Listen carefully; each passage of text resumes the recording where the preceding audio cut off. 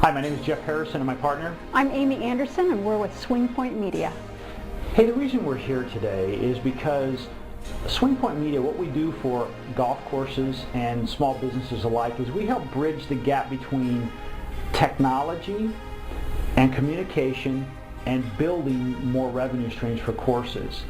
Amy, I know you've been in the golf business for 15 plus years, and I know there's some things out there as a golf professional that if you could do better, if you could use technology to make it better, what would those things be? What are the things that in the core for the golf pros and the general managers that really just eat in their every day? Well, probably the first thing, and we hear about it all the time on surveys, is pace of play.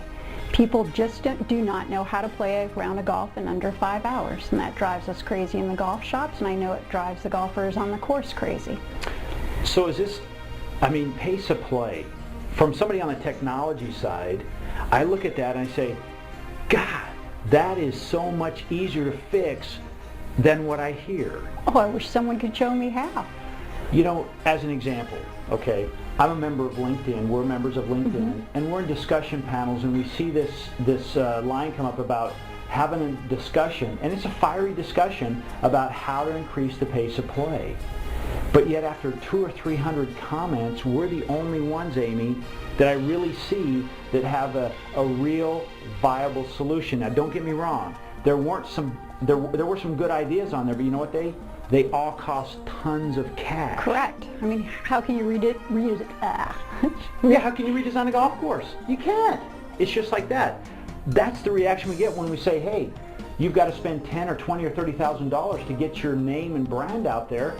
You might as well just say, I'm going to choke you to death. It's not going to happen. So that's where technology comes in and says, you're at a point in your history as far as golf is concerned, and I've been in golf business for now 35 years, that when we can blend technology in with what we do in golf and communicating, we can actually overcome these challenges so quickly and so easily, and most importantly, so inexpensively. And it really comes through what we do is, and I don't want to get too far down because I want to break this down in really small pieces. We're going to talk about a lot of things, but today we're really going to talk about some of the concerns and really the first step you should take, everyone, that you should take, whether you're run by a city, whether you're a corporately owned, privately owned, public, it doesn't matter. You should take these steps. So Amy, tell me as a golf professional, again, pace of play, what else really is just digs at you? Well, basic etiquette on the course. I think a lot of golfers don't take care of the golf course in return. Us as golf professionals, our staff, maintenance, budget-wise, we spend a lot of money picking up after them, whether it's repairing ball marks, fixing where they've driven in the wrong spot. Just need to teach golfers how to take care of the course better. So for me, when I hear this, and I know this is what inspired our business model, is it's not about saying, hey, let's hire more rangers. It's not about putting more printed information on your golf cart. For God's sakes, we played golf yesterday, and those signs above the drivers, I didn't even notice it till the 17th hole, and did I really pay attention to it? No. Guys, gals, that's really a wasted advertising space. It really is. So the answer, though, lies in education. Well, we have to educate them somehow, and I think what we're doing is on the right track. Now, Amy, I often think of the way we used to do it. We got excited. I remember back in 1996, I think, when I was at Mission Hills Country Club. I had the first email address at the club. People thought I was weird because I wanted to gather other people's email address, and really, why would I want to communicate with them? Then we started developing the newsletters. Well, you know what? I think newsletters are going by the way of the pager or the rotary dial telephone. And the reason for this, Amy, you saw this survey. Tell us about that. I did. Well, in a Harvard Business Review, they said that out of the information people read, they remember about 20% of it. 20%. Wow. And then what they hear, they remember just about 30%. So let me just say. So if I send the members a letter, and they read it, they're only going to remember 20% of it. Is that what you're saying? Yeah. And now if the marshal on the first tee is telling them about this, they only remember 30% of it. Wow, what a waste of effort and money. Okay. But if they can see it and read it, so like via video, they'll remember 70%.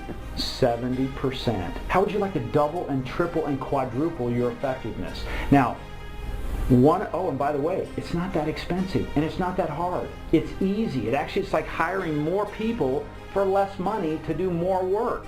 Right? Basically, yes. Okay, so the first thing we have to do is you have to understand the old ways of doing things, they're not working. They just don't work anymore. We've had pace of play problems for how many years? Ever. Forever. Absolutely. And people haven't been taking care of their clubs. I mean, we tried all different things. Well, as an example, and we won't mention the club, but we were at a club and they said, well, you know what?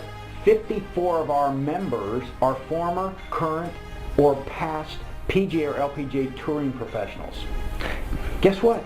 They've got a problem with them fixing ball marks properly. That they don't know how to fix the ball marks. They don't know how. And these are people who play on tour. We watch on TV. Yep. So do you think education is an opportunity there? Huge. So, first step, we need to educate our members. We need to educate our guests. We need to educate the people who visit us as daily fee. We have to get in a position where we say, hey, how can we educate them? And we have a solution. Mm-hmm. We really have a viable solution. We didn't invent it. We just invented the content, and we also put together the delivery system that makes it one click. It's called Etiquette Moment. Etiquette Moment. Every week something goes out and we address pace of play, etiquette on the course, how to fix ball marks, repair divots, where to drive carts, how to rake a bunker appropriately. Now let me ask you something, because this is something that some of the feedback we get, some of the pros say, well, you know what, our members really want to see us in there. Can we do that? Well, I think we're pretty generic. Nobody knows us. People buy cars from car dealers where they see commercials with nobody they know in them. So.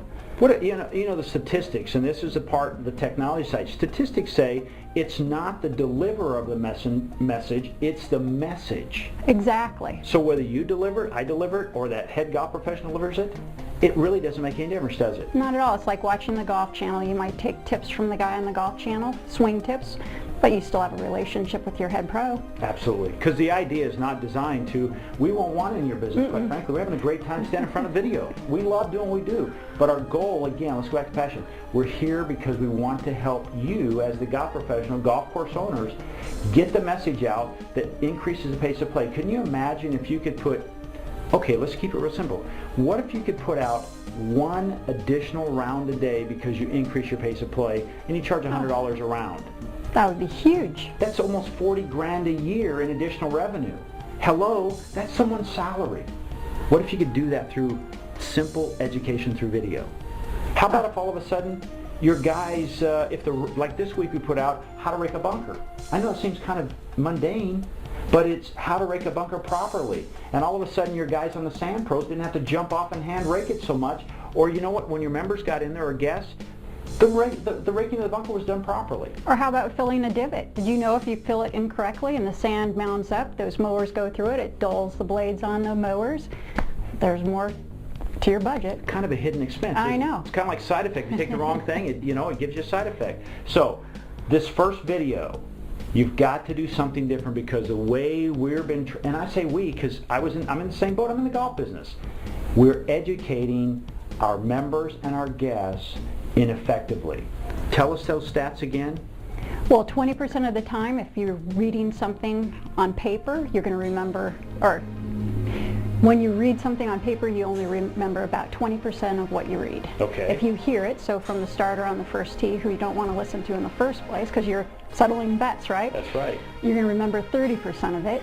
Okay. And if you see it and hear it, you're going to remember 70%. So video, check the numbers out, gang. Go to YouTube. Do you realize YouTube, every minute, 24 hours of new content is being uploaded. Video is where it's at. You know what, actually just this past week, it surpassed search engine Google. No way. By the number of people who went in there and did searches for YouTube videos, the search numbers went higher than Google. Hello, that's a clue.